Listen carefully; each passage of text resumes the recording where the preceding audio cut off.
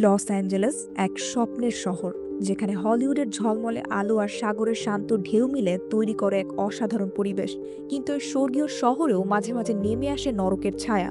Loss অ্যাঞ্জেলেসের দাবানল এমন এক বিপর্যয় যা প্রতি বছরই আতঙ্ক সৃষ্টি করে। কিন্তু এবারের দাবানলকে বলা হচ্ছে ইতিহাসের অন্যতম ভয়াবহ। কেন এমন হলো, কি এমন ঘটনা যা পরিস্থিতিকে এতটা খারাপ করে তুলল? চলুন আজকের ভিডিওতে এর বিস্তারিত জানি।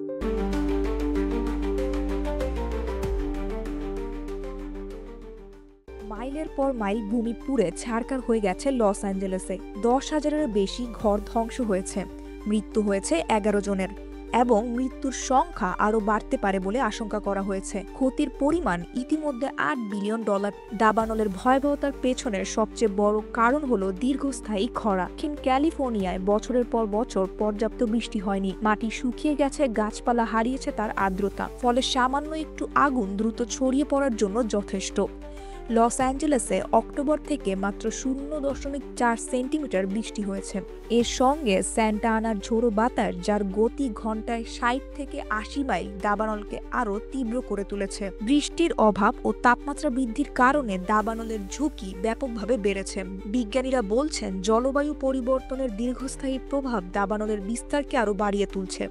বৈদ্যুতিক লাইন থেকে স্পার্ক এবং ইচ্ছাকৃত আগুন লাগানোর সম্ভাবনা নিয়েও চলছে তদন্ত।